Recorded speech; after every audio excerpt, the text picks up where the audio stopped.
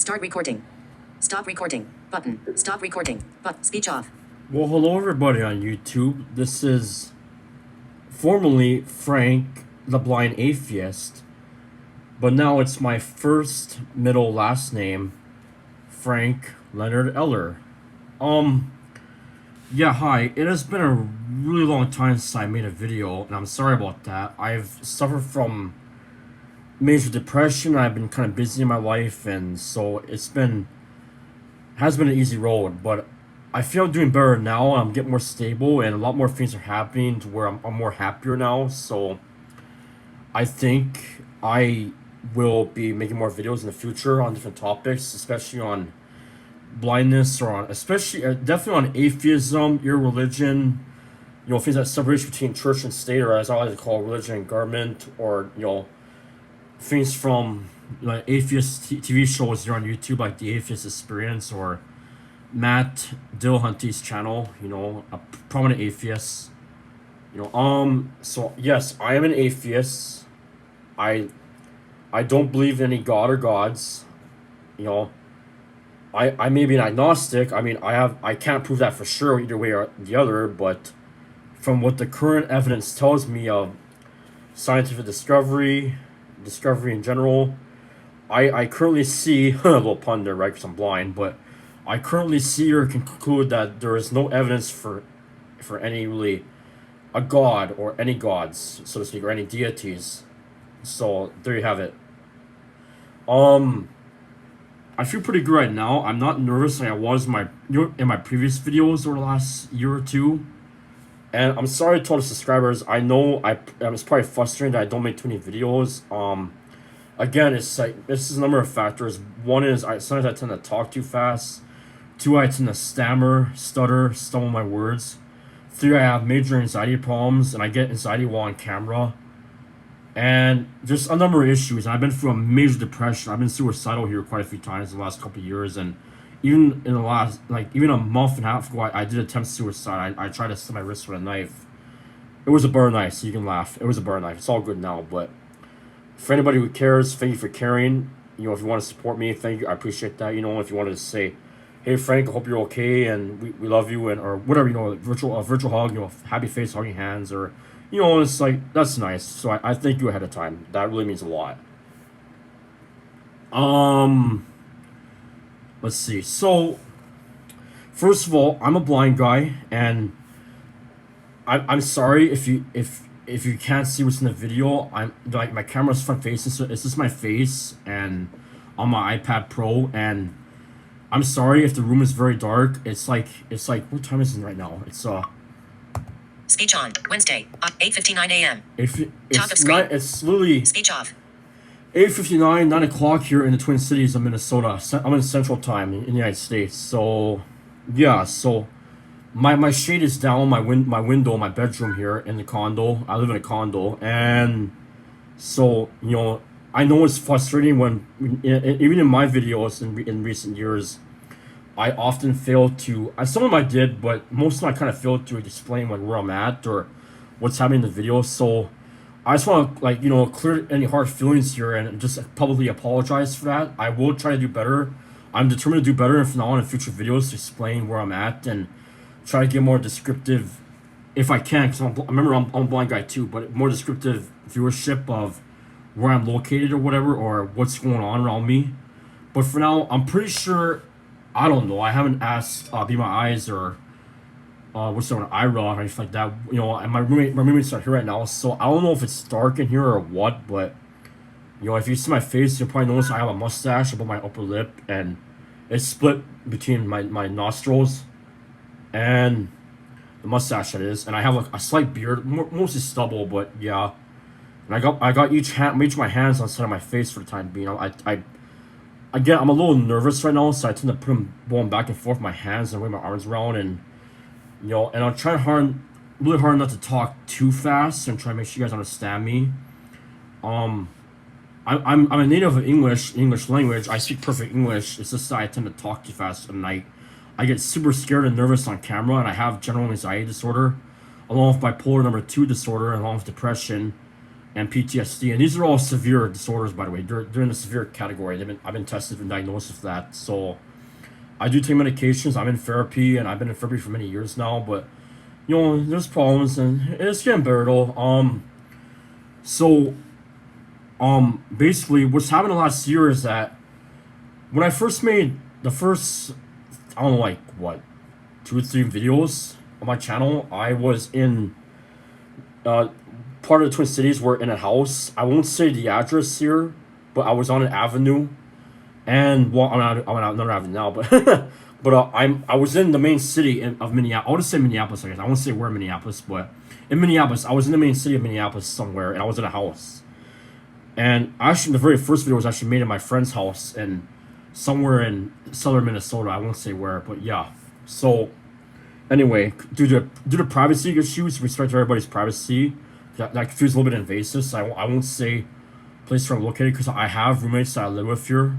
They're a couple, and I haven't got their consent to really, say these things on camera. So that's why. So just please be mindful, be respectful of that. Thank you in advance. So anyway, now I live here, and now me and my roommates, my best friends, we're best friends. We're a little family. We live in a suburb here of the Twin Cities of Minnesota, Minneapolis, St. Paul, that is, and we live in a suburb somewhere, and we live in a condo. It has 2 swimming pools, 2 outdoor swimming pool and an indoor swimming pool. It has a children's gaming room for little board games and cute little video games or whatever. It's got a teenagers gaming room for teenagers, more upper level kids, upper age. And it's got an adult gaming room, like video games and PlayStation, Xbox, and and it has a library, a little library in this condo. And what else? There's an exercise room with treadmills and some bikes and some weights for weightlifting, and there's a sauna and some bathrooms near the sauna, all in the exercise room near the indoor pool area. There's a party room with a little upright piano in there. That's pretty cool. I love pianos. I love anything to do with pianos. I don't play. I was playing for a while, but I kind of gave it up because of my depression. So, but I hope that somebody have a real person to play with me one more time, and I can get kind of motivation to play together with that person, whether it be a girlfriend or a significant other or whatever. We'll see. That time will tell, and I'm not in a hurry for that. So I'm okay being single. So there's that. So yeah. So that's my condo, or our condo, me and my roommate's condo. There, yeah. So we have that. So currently, one of the videos you might have seen that I did was it's called "Scamming the Scammer: An Epic Fail." What I mean by that is that I tried calling these scammers because they called me. They called me first, but then I noticed that if you even seen the video, that the number worked. I could call them over again.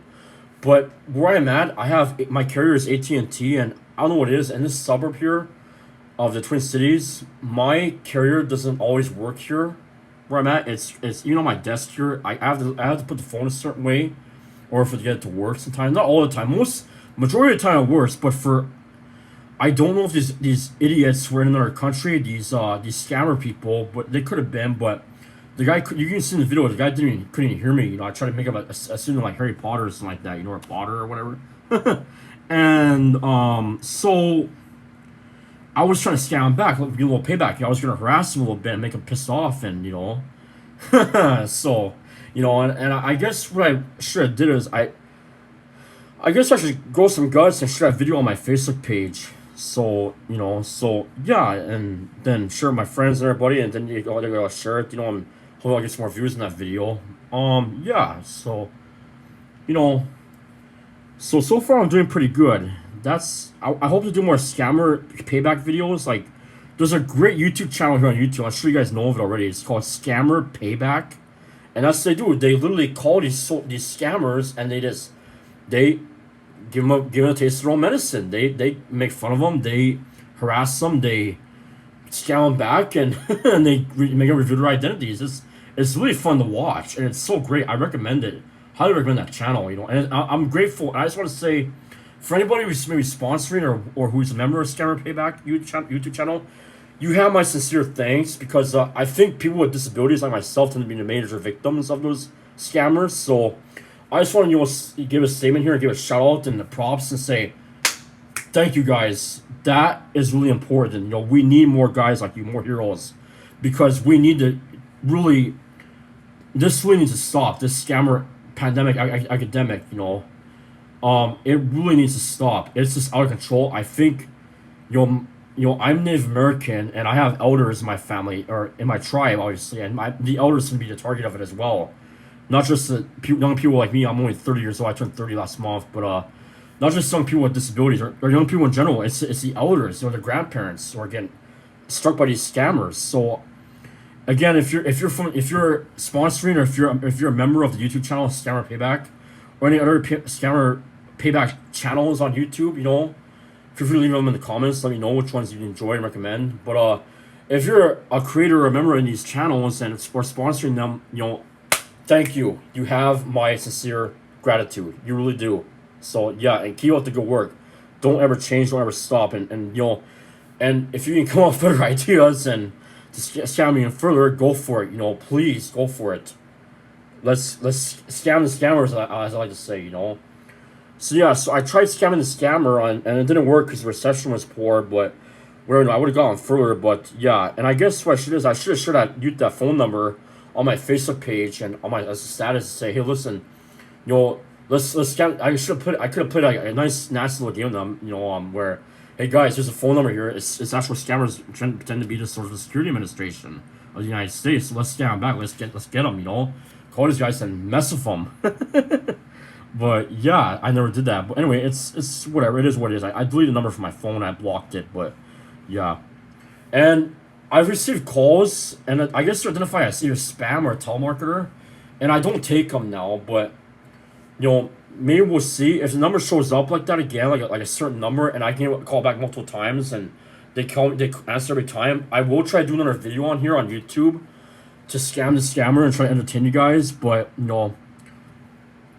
be aware that my jokes on there might be kind of corny or kind of not very witty or as funny as I would like, because I have anxiety problems. I get very nervous easily, so essentially I might mess up, and have some corny lame jokes or might not get through to them and piss them off as much as I would like to, or maybe I'm afraid of me or whatever. So yeah, so I might not be the best person to do that, but I'll try my best to get some good laughs for you guys, and we'll see. It'll take time. I haven't had any inappropriate calls and those numbers and all this time now. So yeah. So yes. So my name is Frank Leonard Eller, and I did have it as Frank the Blind Atheist. The main reason why is I didn't want to give away too much of my identity, but I realized I don't mind it now. I'm kind of just thinking this might sound kind of corny or cheesy, but I'm kind of just thinking a little famous under infamy, or if not fame, like just infamy, whatever, just like, hey, there's this guy on YouTube, his name is Frank Leonard Eller, he's on Facebook, and, and, yeah, so, we'll see.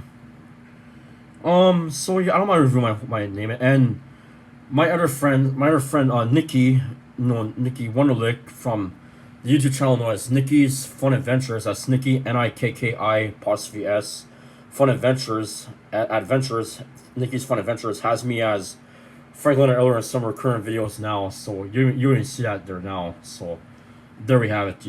So that's one example that I'm trying to get out there more, and Nikki's reviewed her last name multiple times in her videos. So I'm assuming it's okay for me to review her last name, and so there you have it. But Nikki, if you're watching this, let me know. Yeah. So there's that. You see. So I think I'll end the video here for now, and I'm gonna try to do more videos come in the near future. I might even do one a few minutes after this and post it again, but I'm just trying to come up with topics to talk about for you guys and analyze, claims of, or give out rebuttals and good arguments for why there is no God or gods, or why, or what. I just tell my life story of, okay, here's why I really don't believe in any God or gods. I don't believe in any angels. I don't believe in saints. I don't believe in devils, demons, hells, purgatories, heavens. And I grew up Catholic, by the way, because that's why I say purgatory. But yeah, I grew up Catholic, Christian Catholic. And why I don't subscribe to that stuff anymore, and how I got out of it. You know, how I live my life, how I live how I have my morals, where I get my morals from, where do I get my ethics and etiquette and a bunch of other things. You know, so I'll try to do that as the future goes on. I'm feeling pretty good, and you know, now the best thing that's happened to me so far,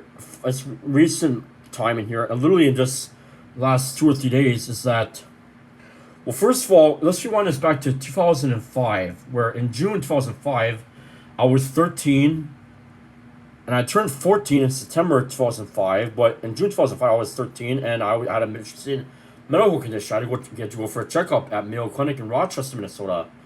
And at the time, I was living in North Dakota, in Rolette County, North Dakota, at the time, on the Turtle Mountain Reservation, and right beneath Manitoba, Canada. Woo! Go Braves! Go Bravettes! That's the teams of the high school and elementary school and middle school. And go Mighty McKnocks! That's the team at the community college, TNCC. So anyway, and they said you need a kidney transplant. You need a kidney transplant. So July went by, August went by, September, October, November, and they said, okay, enough is enough. Your kidneys are too weak. We have to put you on dialysis. And they put me on what is called peritoneal dialysis, and that's basically where, and this is I'm gonna try not to get triggered here, but it's basically, I got psychologically traumatized by it. It's where they put a catheter into your peritoneal gland up along your stomach. And half of the catheter, like literally 12 inches of the catheter, a foot of the catheter, 12 inches. I don't know what it is in other areas like Canada or Mexico or UK, United Kingdom or whatever. But in the United States, it's a foot long, 12-inch catheter, and it goes and stays outside your stomach, and it just hangs down. And you have to tape it out with tape on your tummy. You want to curl the catheter.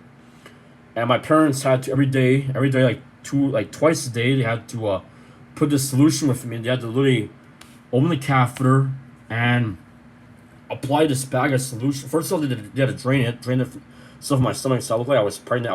It made me fat. Had the solution in my stomach. They had to drain it out, and then they put this new stuff in the same solution, new stuff, this newer, cleaner stuff into me, and twice a day, every day until from December 28th, 2005 till April 4th, 2006, and that's. So it was like that, and I had, and now one thing the doctors told me is that don't open this catheter, don't play around with it, don't open it, because you could let bacteria, get bacteria easily get into your body, and you could be infecting yourself, and it'll kill you. It literally will kill you. And one day, in January or February of 2006, I was in my 8th grade. I was in 8th grade at the time, because I remember I was 14 by this time. I was in 8th grade, and I was in my reading class, and sure enough, by accident, the catheter was open. It was halfway open, and I swear to God, you guys, up to that point, I've never been so scared in my whole life. I've never been so scared in my whole life. It just freaked me out. So, but I tried to be calm. I wish my hands were shaking, but I closed the catheter back up. I never mentioned it to anybody. Even I can't mention it to a few people in years to come after that, but. There's my parents or really anybody until now in this video, of course, if that makes sense. So, but fast forward to April 2nd, 2006. That day was important because, first of all, we were at my grandparents' house down the hill from our house, my parents' house, and, there was, probably 4 or 5 of us, maybe more, outside of their house, and we look up and we see these large bald eagles, 7 eagles flying in a perfect circle around my house, my parents' house, up the hill from my grandparents' house. And now, we're Native Americans, are First Nations, Indigenous peoples, and we're Ojibwe. And the eagle is basically a spirit animal that, I no longer believe this stuff, but but it carries your prayers onto Gitchimanitu, which is Ojibwe for God or the Great Creator, the Great Spirit, Jesus, whatever you want to call him, right? Now, so, and when you see eagle, it means a great blessing or good luck is going to be placed upon you. And these are not 1, not 2, but 7 large bald eagles flying in a circle around the house, above the roof of the house. And next day, my dad's at work. I'm at school, in my language arts class. My mom's at preschool. My dad gets a phone call, and it's from Mayo Clinic in Rochester, and they say, "Is Frank okay?" Yeah, he's fine. He's in school. Is he sick? No. Is he injured anywhere? Or they ask a number of questions. My dad gets really nervous. It's like, what's going on? Well, we have a kidney from, and my dad. I swear to God, my dad just choked up and almost started crying. And I'm trying not to cry too, but I mean, yeah, he ran out of his workplace. He got my mom, and my mom starts bawling when she hears the news, and they rush to me. And one of my teachers, my home room teacher was one of my potential donors. Several of my potential donors. One of them, home room teacher, ran to my mom, and they heard the news, and they just started bawling together. They started crying. And when I heard the news that I had a kidney, first of all, I was in my language arts classroom with my instructor and my peers, the students, and also I get this intercom message over the intercom, right? You know how it is in school. They have that intercom. Frank Eller, come to the office, please. Frank Eller. All I could think was, oh, jeez, great. Not another blood test again. God damn it, didn't we fucking duck anyway. And it's like, Miss, well, I won't use her name here, but teacher, I want to say teacher, I gotta go. I gotta go. I feel like I got another blood test I gotta go to. And this has been very common for many months up to that point. I always had to go to the hospital and, I'll just say in Turner Mountains and Belcourt, Willet County. I always had to go to the Belcourt Hospital and get blood tests and get checked out for this stuff. And so that's what I had to do. And so, okay, go, Frank, just go ahead. You don't have to, just go. Gather your things and go. So that's what I did. I get my things and I pack up and I head out of the classroom. I walk down to, and again, I'm thinking like, geez, I'm tired of these blood tests. This is getting sickening. This is so stupid. And I go downstairs. There's a hallway upstairs. I go downstairs to this other hallway near the office of the school, and I go to I can't fully remember. I think I go to my homeroom first, and as I'm walking back from my homeroom, I had two lockers at the time, because I was visually impaired. I wasn't totally blind yet, but I had, they helped me through all the classes, and, some special accommodations. They had two lockers for me, one upstairs and one downstairs. So I go to one downstairs. I have most of my main arsenal of things in my locker downstairs. And as I'm walking back towards the office to go check out and see if mom and dad are there, mom walks past me and it's like, Frank, they got a kidney for you. And immediately I freaked out and I'm like, ah! And I'm like, I ran to the office yelling, oh, Jesus. Oh, thank you, Jesus. Oh, thank you, Jesus. Oh, thank you, Jesus. Because remember, I was Catholic, and at that time, I was a believer. I believed this stuff, and, like, it's a Christmas miracle. And this is after Christmas. Like, this is, like, 3 months later after Christmas. So it's like, wow. And I remember, that's funny because if you watch this, I told myself, because I was constantly praying, I had a lot of faith, and I was constantly saying to myself, and people, watch this, on Christmas Day, I'll wake up, I'll get a new kidney, they're going to call me. And Christmas Day shows up, no kidney. And I said, well, it'll be New Year's Day. So I remember literally on New Year's Eve, that night, New Year's Day morning, it was like 2, 3 in the morning, it was close to midnight. And I'm pacing my room, spinning around, and I go to use the bathroom in my room, or in the bathroom of my house, and I'm like, watch this at midnight. The clock's gonna struck midnight, and I'm gonna get a new kidney. Watch, it's gonna happen. Here we go. Here it comes. 12 o'clock. It's gonna happen in a minute. I believe I had a little talking watch, like a glow in the dark watch or something, so I can kind of watch this stuff, right? Watch the time, and at midnight, it's gonna happen. You're gonna get a new kidney. Watch. Okay, 11:58. Almost there. 1 minute or 2 minutes. 11:59. Okay, 30 seconds left. 29, 28. I'm counting down, and midnight comes, and okay, the phone's gonna ring now. And midnight comes, and no kidney. The phone didn't ring. I know, fuck me, right? Wah, I know, yeah, wah. So I'm on dialysis at that time. That was like, remember, I was placed on dialysis on December 28th, and that was an experience too, because essentially, I was, I had to go for surgery in Minot, North Dakota, and they really didn't take good care of me. I think there was some racism involved. The nurses were very nice, and They were nice, but they could be a lot nicer. They're kind of half-assed. Mama Sheesh in their job, Mama Sheesh is what you word or mischief word for half-ass. Mischief is mixed language of French, Creole, Ojibwe. So they were, half-assed, not very nice, and I mean, too. It was my fault too. I was too cowardly to ask for any real numbing medication. So when I was done with surgery, I had a later sleep one night. And I was in severe whirlwind of pain in my stomach area with that new catheter in me, and it hurt. It hurt like a son of a gun. I remember I had to count carefully to brace myself to get up to go use the bathroom. I had to use the bathroom like 6 times that night or more that night.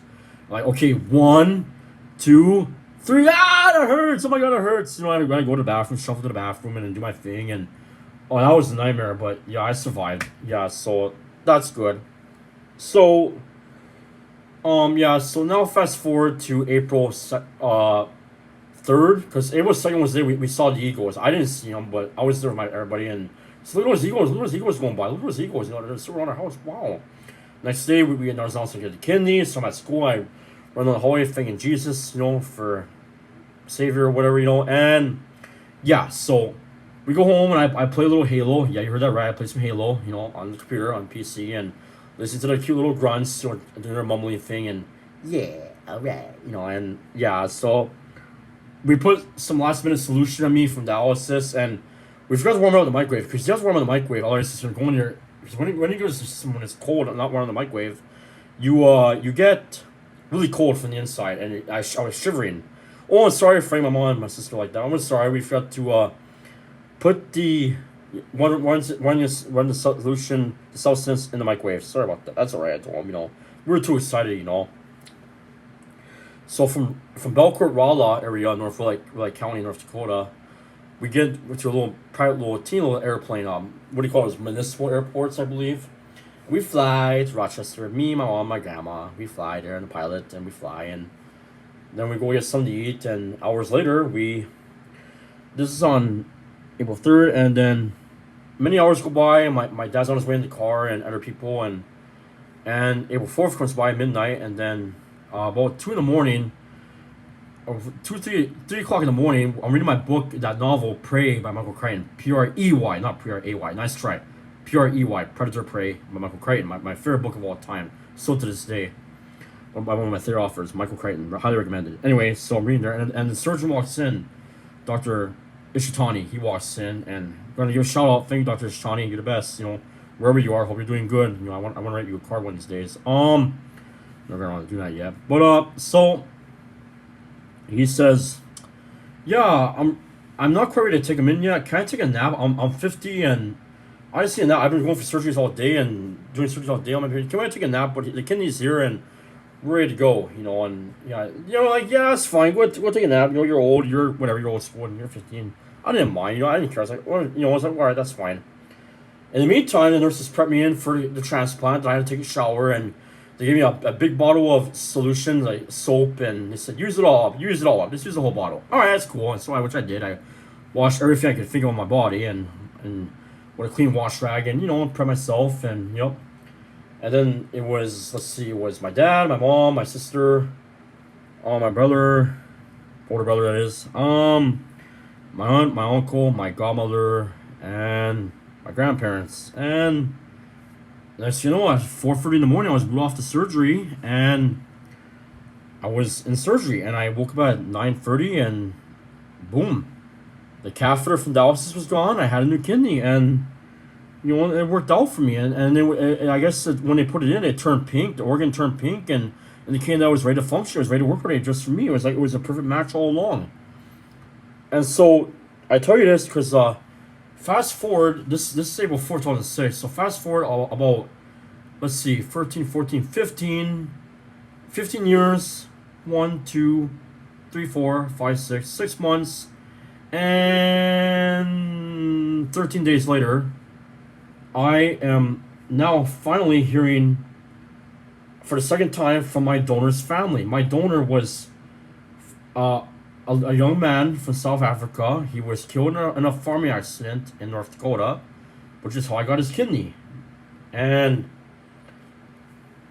so, I wasn't ready. It took me years to write to the donor's family. I wasn't ready. I was too really immature, overwhelmed, and very angry from the steroids that I take for my kidney transplant, the pills, the immune suppressive medication, the steroids. I was so aggressive all the time for many years afterward, and shorter fuse. I always had a short fuse temper. I grew up an angry kid. I grew up angry, not because of any abuse like that, but it's been a hard life.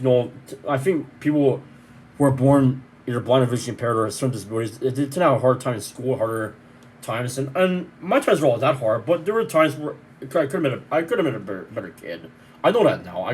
But it is what it is. It's too late now. But yeah, um, so finally, so I got the kidney in April 4th, 2006, and then fast forward to finally to like June 2019. I was like, you know what?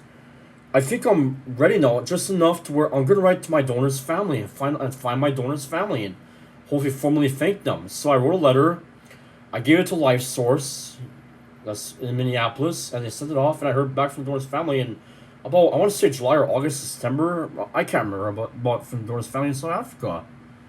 And then I was in school. I was kind of busy, and I was kind of nervous, and a number of things were happening. So I didn't write to them again until about December 2019. I wrote to them in December 2019, and that's when we all know the infamous COVID-19 virus is happening. Coronavirus disease 2019 began in December 2019.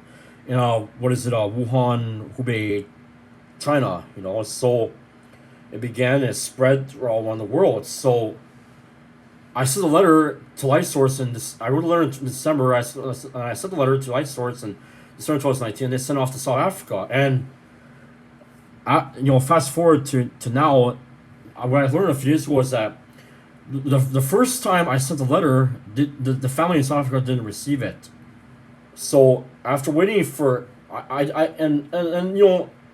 number of things are going on, depression, anxiety, and schoolwork, and I didn't want to step on any toes or ruffle any feathers. I didn't want to be pushy and just please write back, please write back, please write back. No, because I tend to do this. I'm such a socially extroverted person and highly social butterfly. I'm not the best socialized, for some reasons. I think I may have a bit of autism and some attention disorders, but that's next time.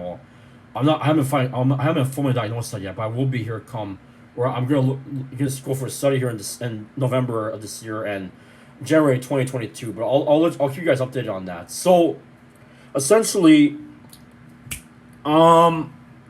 I didn't want to step on any toes, ruffle any feathers, so I waited patiently for well over a year and a half, and finally, or about a year and a half. So finally, about April of 2021, I contacted LifeSource. I talked to my donor family advocate for the advocate for both me and the donor's family, and I told her I haven't heard anything. I hope they're okay. I'm sure I've been watching, she says, and I haven't heard anything. But if you're really calling time, I'll give you updates. And so finally, we hung up, and that was April of 2021, this year, 2021. And so that was in April, and then finally in August, I called her again. So listen, I'm kind of concerned here because COVID-19 is so bad, and I guess what I learned a few recent days here is that South Africa did have some waves of COVID-19 for the last few months, I guess, something like that. But I can't remember the full article on it. But yeah, look it up. So this is August 2021. I said, literally 2 months ago, I told her, please send a letter again if you don't mind. Yeah, I can do that. I'll send it again. What? Wait. No, I'm sorry. The first letter I sent back in June 2019, I heard from the family. I heard from them, right? They responded, and and I sent them a second letter. Yeah, I sent it already. Sorry, I sent them a second letter in December 2019. In December 2019, I sent a second letter, and in August 2021, I sent them. LifeSource sent the second letter again. Turns out, bada bing, we get hit because in recent days, the family received the second letter on October 15th, 2 months after it was initially sent, and they said, yeah. And the donor family advocate for LifeSource told him, yeah, we sent you the second letter the first time over a year ago, and the mother of the donor reported, oh, we never received it the first time, and we've been having problems with the post office mailing her in South Africa for a long time now, which is understandable because I think COVID-19 really did that to many many countries, even here, even well, except for US, the that jerk Louis DeJoy, DeJoy, how do you say his name? I know a little bit of French, but yeah. Anyway, so I'm not a Trump supporter. I'm a liberal progressive Democrat, liberal progressive. I'll tell you more about that later. But so they responded, and they say yes, you want me in contact with him. We want to contact him. But, and now in the second letter, I included my phone number, including the national code, like what United States is +1, the calling code, I think is what you call that, national code. I included the area code, 701 for North Dakota. And I'm not gonna stress my phone number here. That's kind of invasive, but you get the idea. But so I included that in the letter, and I included my email address. Now, I should know one thing. My email address is that I have a middle initial, which is for Leonard. It's Frank Leonard Eller. But it's Frank. L.Eller. I won't say the address. That's a little invasive, but Frank.L.Eller. Now, in the last few years, I've been getting reports that, hey, is it .L.Eller or is it .I.Eller? It looks like an I. And it's like, no, it's not an I. It's an L. It's a little lowercase L. And this, I have some trouble understanding this because I grew up with vision, so it's like, doesn't the lowercase I have like a dot above it? How can you not tell, But I guess the L, I don't know what's with the font type that computers are using more and more, but something's happening to where the L looks like an I instead of an L. But yeah, it's Frank.L.Eller, and so it's an L. So I reported that to the donor family advocate. I told her send off. Let them know right away. Let the family know right away that it's not an I, it's an L. Maybe we don't know for sure, but we didn't know for sure. But I said maybe that's why they got my email address on. They couldn't figure it out because the mother of the donor said it didn't work for her. She was trying to email me. It didn't work. So we figured, well, maybe it looks like an I to her and not an L. So we made that very clear to him. And so far we haven't heard back, but we're waiting. But I'll give you guys more an update later on. But yeah, so there you have it. That's part of a little bit about me. That's my an update. And so, all right, in closing, I just want to say I'm doing good. I want to thank my subscribers, which I know it's not that many. Like, I don't know, like what, 5 or 10 or something, 12. I don't know, but thank you to those who are waiting patiently for me to write. I know one guy in particular really was from his YouTube channel is doing everything blind. Thomas, thank you, Thomas, for all your patience waiting for me to update. I know you asked every time we meet as on video if I'm gonna include it in my YouTube channel. I'm finally getting the guts and courage to start posting videos again. So there you have it. So. Well, guys, this has been a good video, and I feel like I made a little productive, and I made pretty good productivity here today. Sorry, I talked a little fast here and there, but so if you guys want to suggest any topics you want me to cover, let me know. I'm mostly trying to focus on either religion or atheism, or arguments, rebuttals for the existence of any gods, or any god or gods, anything like that, or deities or angels or saints or creatures, even leprechauns and unicorns, you get the idea. But if I get, and hopefully I'll get more subscribers, I think that will motivate me to post more content. So be mindful of that, be on the work with that. If you like this video and my other videos, please give them a thumbs up, smash that like button, and subscribe, and let all your friends know, and share it on Facebook, Twitter, and Google Play, and where else you get platforms, and I look forward to working with you guys, and thanks for your time. Take care. And so, thanks. And yeah, thanks, guys. Bye-bye for now. This is Frank Leonard Eller. Good day. Uh-oh.